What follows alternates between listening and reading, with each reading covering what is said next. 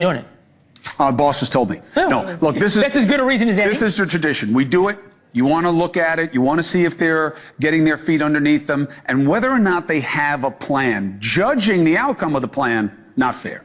Yeah, I think that's the point, right, is that we're seeing what's starting to happen. On the border, Trump wants credit for things being done. And then on the economy, he wants us to wait and see. He got it done with immigration, first phase, quicker than I thought would happen. The big task there needs Congress. I'm surprised he hasn't touched it. What's happening with the economy, I didn't see coming. Yeah, no, I don't think anybody did, Bill O'Reilly included. Cuomo, good luck. A lot of prep tomorrow. I'll see you for the post show at 10 p.m. Eastern after the big town hall. Go get them. Thank you, man. All right. The first 100 days, as we sit here tonight, are over. And today we learned two very important things about Donald Trump's second presidency. Now, you're going to hear one of the two things on every other network. Depends on the network which one you're going to hear. But this right here, NewsNation, is the only place you are going to hear both things. That's what makes us different. That's our Why It Matters memo tonight. Number one, Trump's political power is far more powerful and concentrated than it has ever been. He has gained political power over the past 100 days.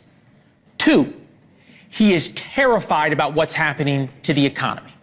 Both can be true at once. How do I know this? Well, I know this because my mother told me actions speak louder than words. So let's look at Trump's actions today.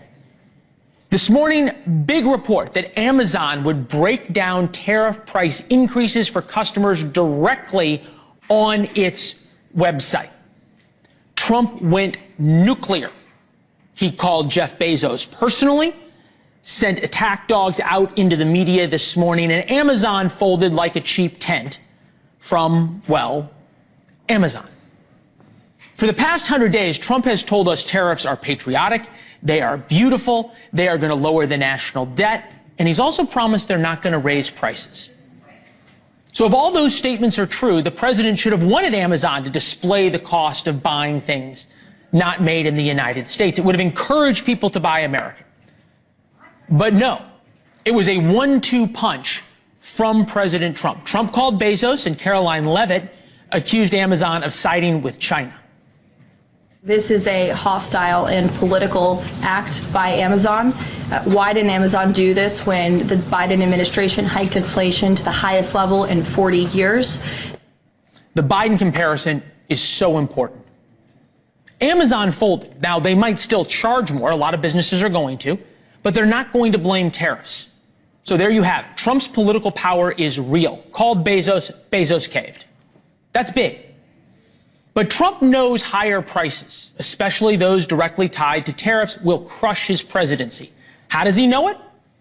Because gas prices and high prices crush the Biden administration. Right now, only 39% of Americans approve of the Trump job, compared to 55% who disapprove, 44% who strongly disapprove. This is the lowest approval rating of any president at the 100-day mark in the past 80 years. I told you, Cuomo told you, judging by the first 100 days isn't fair, but that's where we're at right now. So this goes one of two ways. The tariffs bring higher prices, economic disaster, and a political train wreck. Course one. Or there's a massive investment and remaking of the American economy. That's why Trump keeps flexing his political muscle. The world saw Amazon cave. The White House website now has a page titled The Trump Effect, a running list of new U.S. investment in President Trump's second term. They list up to $5 trillion in total investment. This is the important word, promised, from 49 companies, at least 4 different foreign countries. And I said promises. So for companies to keep those promises and bring jobs back, they have to believe Trump is going to follow through and exert the kind of political pressure he did on Amazon. So Trump followed through on the border. Nobody's coming across. We know he thinks that's the most important thing. That's why the first 50 minutes of his speech today focused on the border. It's smart. It shows him as strong and successful. Democrats have vowed mass invasion and mass migration. We are delivering mass deportation, and it's happening very fast. He knew it would get the crowd. It got him during the stump speech. The American people, though, have short memories. They want to know what you will do for them right now. That's politics. And right now, Americans are scared. It's not the media's fault. They are scared. And Trump knows that. They're coming from all over the world to see your president. They want to make a deal. They want to make a deal. And you know, we'll make deals, but we don't have to. Most of that statement was true. We don't have to make deals was not. He has to make deals. That's why he went nuclear on Amazon. Weakness is provocative. Trump knows that. But to give Trump credit where credit is due, his bullying tactics with Amazon proves that the business community fears him. That's good for him. And frankly, what's good for the president is good for America. We begin tonight with Peter Navarro, senior counselor for trade and manufacturing, the mastermind behind the president's tariff policies. Peter, you're going to probably tell me I'm wrong, which is fine. That's what makes us different. We invite guests on who tell us that we are wrong. So go ahead. It's just fun to listen to you, Leland. Oh, I mean, thank you. Spun from whole cloth. Let me just tell you how I see it from my perch, I guess it is, in the White House. We have a world which cheats us. I think you and I would agree that they cheat us with higher tariffs, higher non-tariff barriers, and that it's led to over $1 trillion in trade deficit, $18 trillion over the last 15 years or so, draining our wealth. So we agree that the world's screwing us. We've imposed a global tariff of 10%, and on top of that, a reciprocal tariff, which is in abeyance. And we have virtually every country in the world coming to us to negotiate less cheating. And it's a beautiful thing to watch. Okay, so it's a great thing to watch, Peter. Why haven't we gotten any deals yet? Well, usually a deal, as the media loves to remind us, takes a long time, by 18 months, 2 years, whatever. But we're going to do this in Trump time, which is to say record time. You will see, and you did mention that the American public has a short memory. All the misery that the media is inflicting upon it now with all the scare tactics will go away as the first deal comes. It may be the UK, it may be India, maybe South Korea, will be something. What do you mean? What's going to go away? Good deals. Well, look, I mean, as soon as we begin to see what will be a march of deals, people will understand that the strategy Trump has adopted is perfectly correct, that the world needs to stop screwing us. I mean, if you go why we won the election, let's be frank about why Donald Trump won the election. He swept every battleground state. Leland. Peter, that was 6 months ago. We all know what happened. I know, but no, my point is simply, why did he sweep those states? Because those are the states which were most aggrieved ever since we've entered into the world of unfair trade. It started with the Japanese flooding us with their cars. It went into high gear with Japan, China. I happen to agree with you, Peter, that economics is the reason the president won. The president tonight said the reason he won. The president over and overnight said the reason he won was illegal immigration. But hold on, let's not relitigate the past. Let's look forward, Peter, which is what we need to do. If tariffs are so good, as you have advocated for so long, they are patriotic, they are the right thing to do. Why was President Trump so scared? Why was he so scared when all of a sudden Amazon started saying how much the tariffs were? Trump scared. This is a man who took a bullet in the ear and got up and stood and went, fight, fight, fight. I have never seen Donald Trump fight about anything. It's the wrong word to use. Why was he so upset? Upset about what? Why was he so upset that Amazon would tell the American people, hey, this is what this costs, and this is how much you're paying for the tariffs? Leland, when I saw those SOBs do that, it was like deja vu all over again. I thought you'd be happy. The first term. I thought you'd be happy they did it. You understand about Amazon. You got to understand about Amazon. They are the biggest pirates and thieves in this country because they're the platform that ships all the counterfeit and pirated goods from China, and they basically facilitate the theft from American entrepreneurs and manufacturers, and they allow the poisoning of the American people with their stuff. I fought Amazon tooth and nail tooth and nail. I had Peter, several I happen executive orders that the to agree president with signed you to stop their counterfeiting. And I'm just telling you, if Amazon starts acting up again like that, the president's going to get all over their stuff. It wasn't fear. It was like, Peter, I'm agreeing how with dare you? Peter, I'm agreeing. Back down in 2 seconds. Okay, but you still 2 seconds. Two things. They never should have done it. You haven't told me why what they did was bad. Why is saying this is how much the tariffs are costing bad if tariffs are good? Because there's so many reasons why. I mean, it's false data to begin with. We don't know that, and maybe Amazon's raising their prices to exploit this. Who knows? But that's just stupid. I mean, here's the thing. It's accurate, but you say Amazon's evil. I agree with you. Amazon's evil.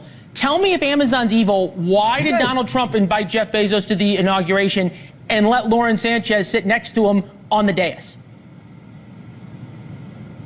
That's how Donald Trump works. He had Gretchen Whitmer at his speech tonight. She castigated him throughout the campaign.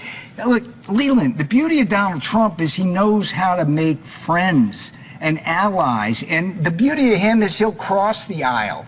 And he does that for the good of the American people. Don't you understand that? I mean, Biden went through 4 years. He wouldn't talk to Putin. He wouldn't talk to Xi. He wouldn't talk to Kim Jong-un. He wouldn't talk to the mullahs of Iran. And all we got was war and instability and inflation. And Donald Trump uses his charm. Let's be clear. He's a very charming, shrewd man to basically do negotiations, deals, and relationships on behalf of the American people. We should celebrate that. And Bezos, I mean, look, the Washington Post, let's think about what the Washington Post did. They backed off during the election. They didn't do their editorial against Trump. And it's because Bezos Bezos is afraid of Trump. Bezos is afraid of Trump. We know that. We've established that. I said that at the beginning. He saw how bad Harris and Biden were on the Democrat side. You're going to have to let me ask a question at some point. I agreed with you that Trump's power has consolidated and is stronger than ever. I said that at the top. I think you would agree. You blamed the media but first. Then you said he was scared, and that's where we disagree. Oh, okay. Well, he was angry. We'll pull out a thesaurus later. You earlier blamed the media, and you said that this was fear-mongering by the media, that why Americans are scared right now. That sounds a lot like a different. So let me give you the Let me just ask the question. Let me ask the question, then you get to answer. That's how it works. I thought you had asked. Okay. So you blamed the media. There was another politician who blamed the media for people being scared about the economy. His name was Joe Biden. Take a listen. You turn on the television, you don't see a lot of good news. Even the stuff that is good news doesn't seem to sell very well. And so when you turn on the TV, everything looks bad. What's your outlook on the economy next year? All good. Take a look. Start reporting it the right way. You all are not the happiest people in the world.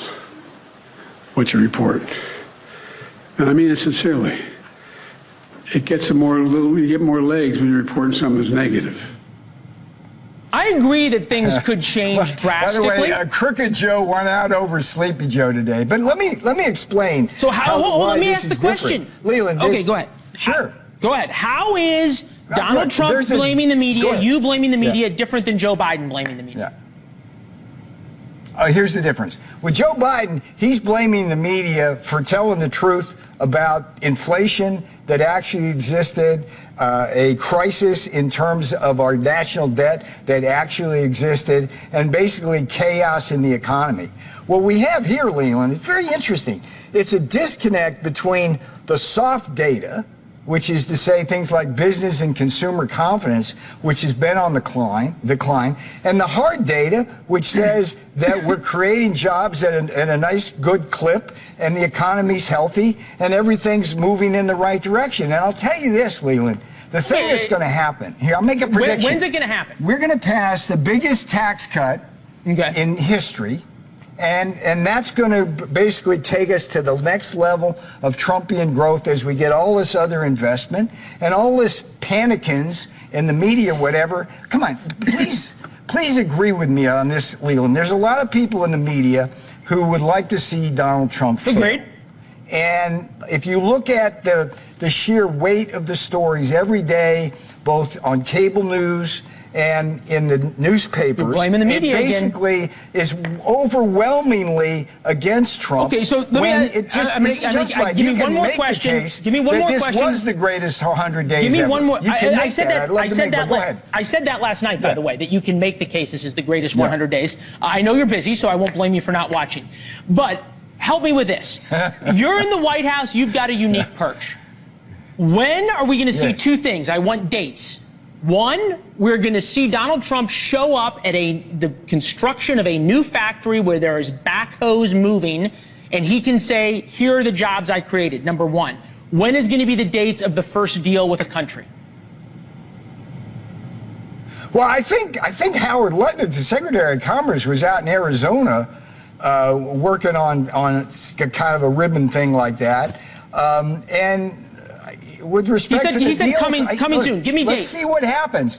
I don't know, next week or two, week or 2 or 3, it's going to happen. Okay. I mean, all I know is that I got you on next week. I got next week or two. Are coming. Peter, Jameson, they're coming out into Jameson Greer's building, which is across from the White House.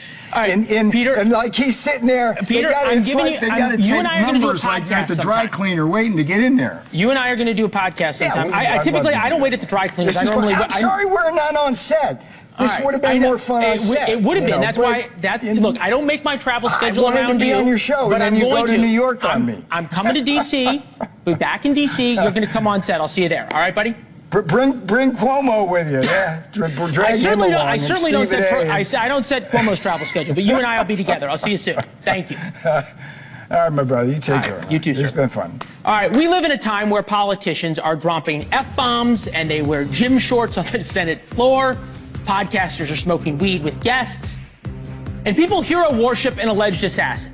So, who out there might show us just a little bit of class?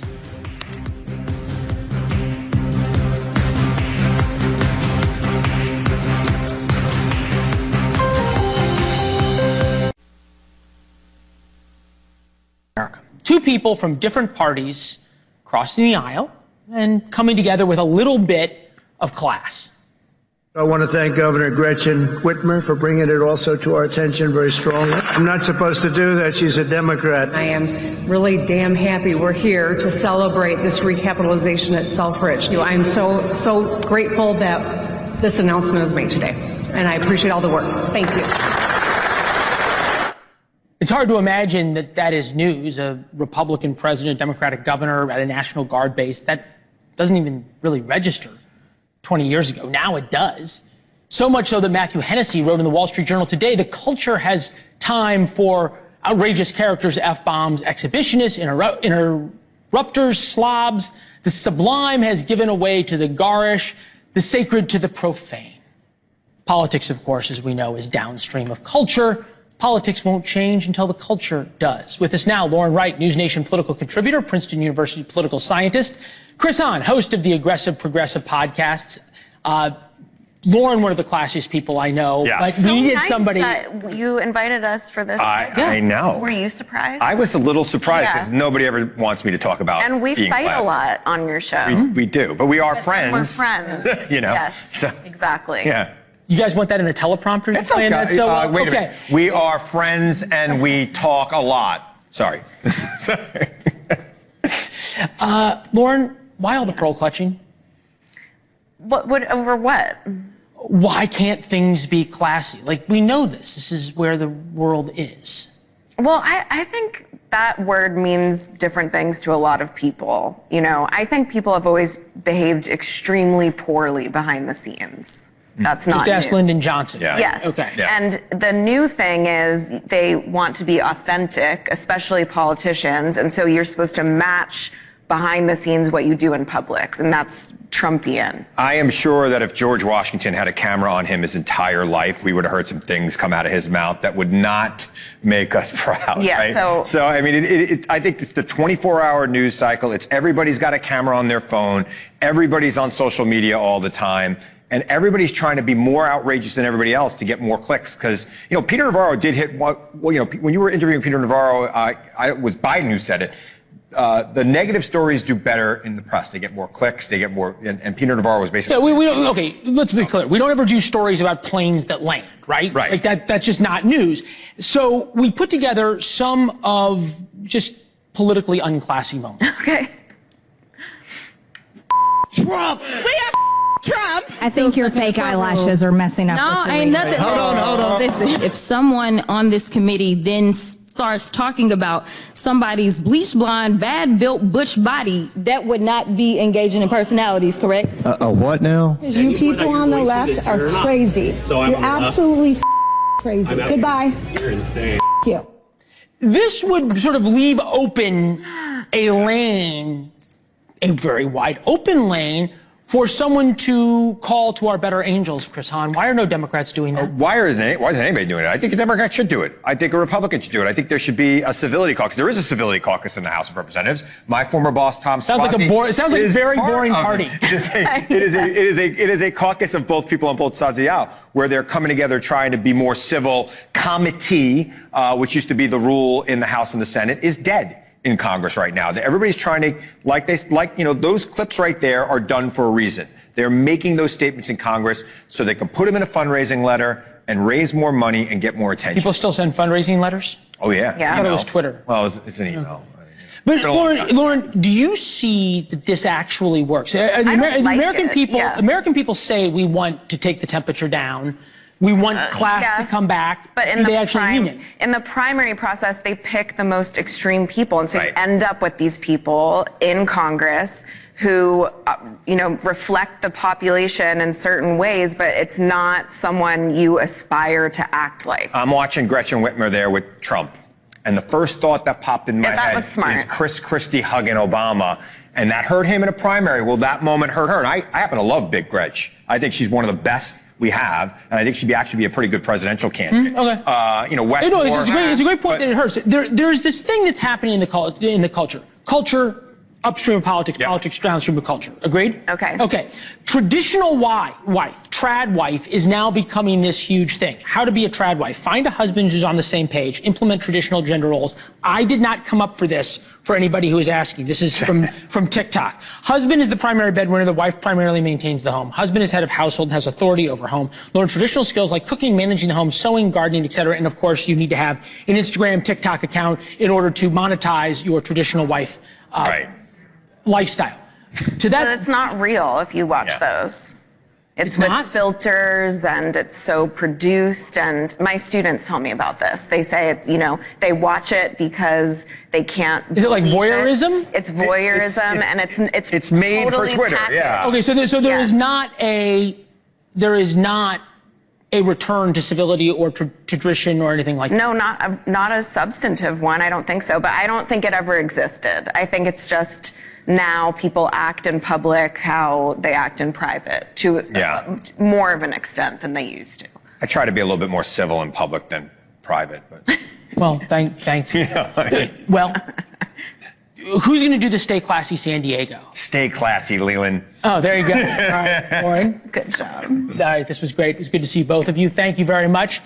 Every network, when they're not talking about civility, is talking about how Trump's 100 days are for Trump or for the Democrats or for Republicans or for the midterms.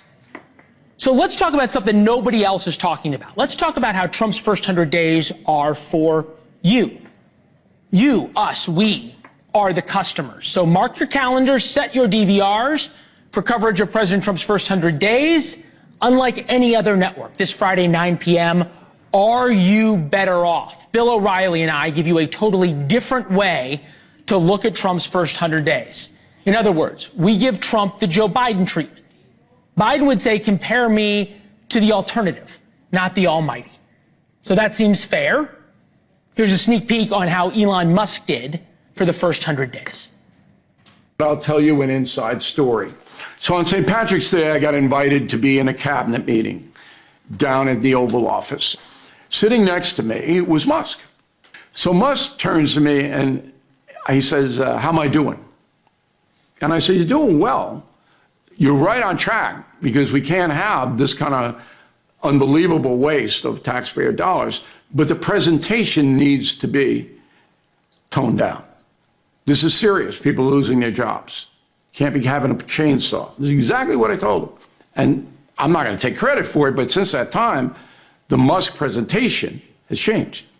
At this point, as we are in 100 days, Musk's role is on the decline because Musk got to get back to his private concerns, which have taken a huge hit.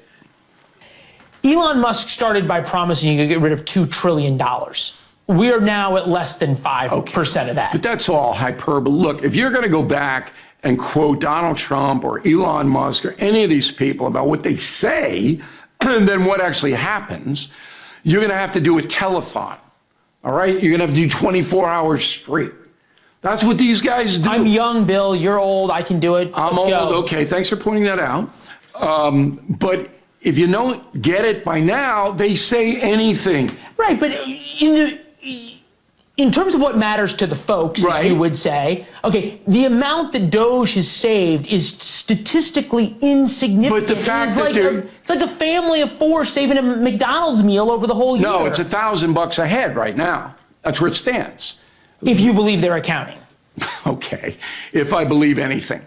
It's $1,000 a head. And this is an ongoing concern. Well, you don't want me to take what they say literally, but then you want me to take all their accounting literally. I don't want you to take anything literally. I'm telling you that we have no factual basis to challenge that accounting. Do we? Answer to that question will come later, this Friday at 9 p.m. Eastern, to be exact.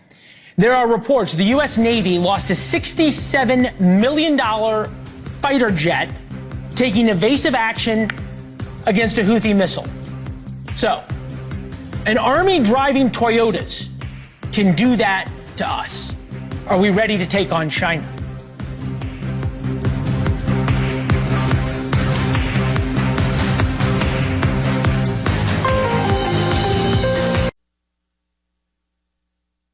Get anybody, and now we're overstocked. We have waiting lists of people wanting to sign up and be with the military. They're proud of our country again.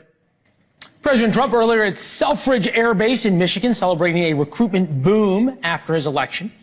That's the good news, to be sure. But today, the U.S. military might be in far worse shape than we've been told, which is important to keep in mind for the war with China we keep hearing is looming. A bunch of guys wearing rags and driving Hilux pickups have a U.S. carrier battle group cornered. Recently, in America's fights against the Iranian Houthi rebels, we have lost 7 drones, which cost the United States more than $200 million, shot down by things that cost a fraction of that. And this week, an F-18 fighter jet rolled off a U.S. aircraft carrier as it reportedly evaded a rocket launched by the rebels. Fighter jet cost us $67 million. That rocket costs Iran and the Houthis far, far less. Admiral William McRaven, retired 4-star admiral, with us now, author of the new book, Conquering Crisis, 10 Lessons to Learn Before You Need Them. Admiral, I will tell you this story because it is true, our viewers as well. I saw your book in a bookstore near Raleigh, North Carolina this weekend. I bought it, and I was going to bring it on set to prove that I bought it because I thought it was so important. I read it, I stayed up too late at night reading it, and then I forgot it on the nightstand at the hotel. So that is the endorsement for the book. I'll send you another one. All right, thank you. I appreciate it. In terms of being ready for a crisis, right now, the United States is having a tough time dealing with the Houthi rebels driving Hilux pickups around Yemen. Is it possible we are ready to take on China? Yeah, I mean, it's absolutely possible that we're ready to take on China, but you have to look at it a little bit more broadly than just the military. I mean, the military, when you think about the carrier battle groups that are out in the Indo-Pacific, you think about the sophisticated technology we have, but we really need a comprehensive strategy, which I think we have. You know, you take a look at what we are doing diplomatically. I mean, we're working with the ASEAN countries out there in terms of making sure that we've got freedom of navigation and territorial integrity. On the intelligence side, we're helping them with domain awareness, maritime domain awareness. Militarily, of course, we've got a lot going on. We've got exercises in Thailand and Malaysia and the Philippines. We're increasing our bases in the Philippines, and economically, we're helping out where we can. So this approach, this kind of strategic approach, is much more important than the military all by itself. But militarily, you know, I think China would be well advised not to try to engage us in the Indo-Pacific. So the fact that we've been, quote unquote, hammering the Houthis for now a month plus, and they're still able to get a rocket so close to a U.S. carrier that it has to take evasive action and F-18 rolls off, shouldn't scare us. Well, look, I'm not sure we know the truth of that. The Houthis have said, the Houthis have said this is what happened. I haven't seen the formal investigation on that, but let's make the assumption that it did. I mean, the fact of the matter is the Houthis are a little bit more sophisticated than guys running around in Toyotas with AK-47s. Again, you're in a very constrained environment, but you also take a look at, we've been hammering the Houthis a lot. The power of the United States and our allies in the Red Sea, I think, has tamped the Houthis down a little bit. But as we found out in Afghanistan and Iraq, you can sometimes have the most sophisticated military in the world, and the bad guys can still give you a run for the money. So, we've got to be prepared for the Houthis, and we've got to be prepared for the Chinese, and I think we can do both. Fair enough, sir. This is President Trump talking about investment in the U.S. military earlier.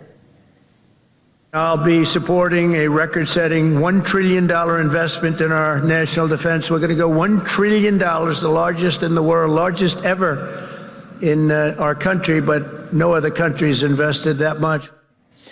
President Trump has done two things. He said, I'm going to invest a lot more in the military. I've never heard someone who's a member of the military say we don't need more money. But second of all, he's had this concept, and his Secretary of Defense as well, that we are going to return to, in his words, a warrior ethos. Forget the messenger for a second, what you think of Pete Hegseth. Is President Trump and the Defense Secretary correct that the military needed a course correction? Yeah, well, I will tell you, never in my 37 years did I find any lack of warriors. And while I've been retired for some time, I spent a lot of time with the military. I have been out on carriers. I've spent time with the special operations guys. I've spent time with a lot of conventional forces. I never saw a lack of warriors. So now, again, don't misunderstand me. I always think it's important for the Secretary of Defense to say, look, we need to make sure we are focused on war fighting. That is the responsibility. We have to defend the country. We have to defend our interests overseas. So I'm all about focusing on the warfighter. I don't have any problem with that. But I didn't see this terrible degradation over the last several years since I've been retired. Again, I can't say that there hasn't been some degradation, because once you step off the battlefield of Iraq and Afghanistan, you find people just aren't as sharp because they're, fortunately, they're not in war. Unfortunately, they're not honing their skills. But I applaud the president, and I applaud Pete Hegseth for focusing on the warrior. Every president, every secretary needs to do that. Conquering crisis, 10 lessons to learn before you need them. What lessons does, for that matter, the military need to learn before they need them for the next war? Yeah, I mean, the fact of the matter is, every time you have a crisis, you have to face it head on. I was asked a lot about Pete Hegseth the last, couple of weeks, and what I said was, look, everybody in America should want the Secretary of Defense to be successful. But he is in a crisis right now, a crisis of confidence. And what I would offer to him is, look, you've got to face this crisis head on, and you have to be honest. You have to face the American people. You have to face the Department of Defense and say, you know what? I made a mistake. We're going to fix it, and we need to move forward. But if you try to kind of shade the truth, if you try to blame other people, then one, the people around you that can help you, if they don't know what the truth is because you haven't told them the truth, then they're hard-pressed to be able to find answers to help you get through this crisis. So for anybody, whether it is the Secretary of Defense, the President, a CEO, or somebody running a coffee shop, when you have a crisis, face it head on, be honest, be transparent, get good people around you to help you solve it, and make sure people understand that if you made a mistake, I'm going to own up to it, and we're going to try to solve the problem, get past the mistake, and move past the crisis. I love the advice from the book, and more importantly, in your signature way, the anecdotes that people understand what you're saying and why what you advise works. Admiral, it's always fun to have you, sir. Thank you. My pleasure. Thanks very much. Yes, sir. Good to see you. First wrote about this in War Notes. That's your chance for an inside look at the show every day. It is free.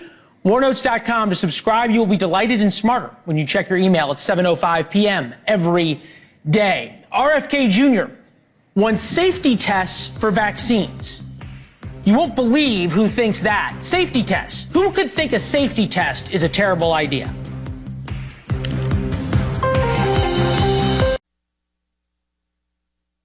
Some members of the media are taking the side of drug companies as if money is more important than patient safety.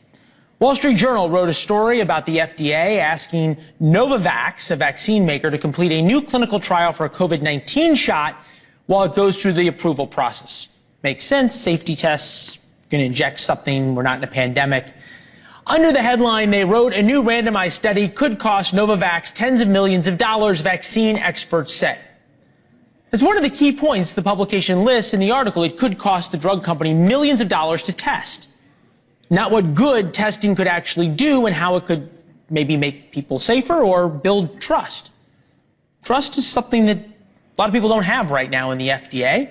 Only 57% of Americans say they trust the agency. Before COVID, that number was 68%. HHS Secretary Robert F. Kennedy Jr. spoke about the approval delay in the vaccine, and he says it's because this type of vaccine does not work. Take a listen. The Novavax COVID vaccine, and that's not an mRNA vaccine, was expected to be approved by the FDA, but there's a delay. Why is there a delay? Is it just personnel being shuffled around? Why is that? We're looking at that vaccine, and it is a single antigen vaccine, and for respiratory illnesses, the single antigen vaccines have never worked. With us now, the man who was first in charge of handling the start of COVID back in 2020, Dr. Robert Redfield, the CDC director at the time under Trump 1.0, now senior fellow for the Heritage Foundation, Biosecurity and Public Health Policy. Dr. Redfield, good to see you. We can all agree that Robert F. Kennedy Jr. has some unusual things and thoughts about vaccines. That doesn't mean he is always wrong. Is there too much effort and focus on vaccine rather than taking a step back saying, how do we make sure these are safe, number one, but more importantly, how do we restore the public trust that they are safe? Yeah, I think it's really important because obviously public trust is fundamental. Without public trust, you can't have a public health policy. I think we really need to re-examine our approach to the COVID vaccines. I was never an advocate of their mandating them. I think they really need to be prioritized for vulnerable people, those of us over 60, 65, those with certain preconditions. I do agree that this needs to be reevaluated. I don't see the advantage of including COVID vaccination, for example, in childhood immunization. I think it really is a vaccine that should be looked at for those people that are in nursing homes, living and older. So it's time to relook at them. And I think, Marty McCary, I have a lot of confidence in him. I think he'll take a careful look at these vaccines. Why do you think he said something that seems basic to somebody like me? I'm somebody who got vaccinated for COVID and had COVID, almost died from it. To be clear, this is a new product that Novavax is trying to introduce to the market with a study of a different product from 2021. New products require new clinical studies. Under this administration, we are prioritizing the gold standard of science, not what saves pharma companies tens of millions of dollars. Why is something like that so controversial to say and so triggering, for lack of a better term, to many in the public health world? Yeah, it shouldn't be. I don't necessarily agree that what we call the type-specific immunity of the different strains are that critical. And this is what the new vaccine has a different strain, and therefore one will argue it's a different vaccine. Also, not to get into the weeds, but the way they purify the COVID vaccine today is different than the way they purified it when they first got approved. So it is, in a sense, a different vaccine. Although we can argue about whether it needs to have new efficacy studies per se, or does it need to have sort of what I call extensive post-marketing studies. So my understanding is what McCary is asking for is aggressive post-marketing studies to prove that it's safe and efficacious still with the new vaccine product that they're going to be coming out. So why is that controversial? It shouldn't be. Okay. We said a lot last night about the White House Correspondents' Dinner that finally somebody said something truthful at that. It was Alex Thompson of Axios. He was talking about how there is mistrust in the media because of the cover-up of Joe Biden's health. Take a listen. We, myself included, missed a lot of this story. And some people trust us less because of it. We bear some responsibility for faith in the media being at such lows.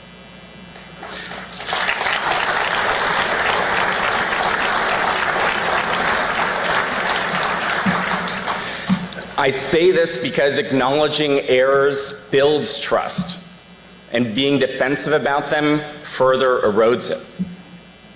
We should have done better.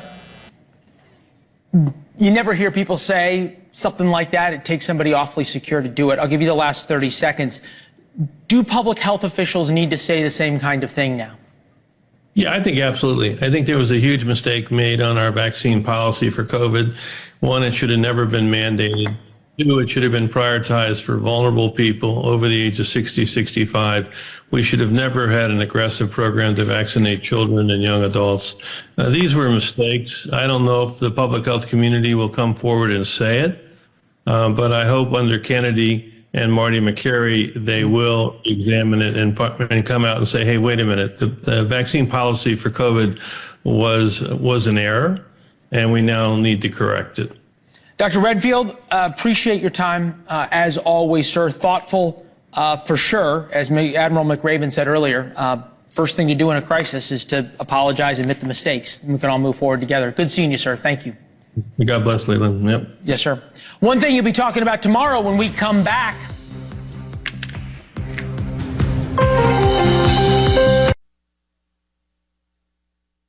Smith and President Trump in the town hall tomorrow at 8. I will see you at 10.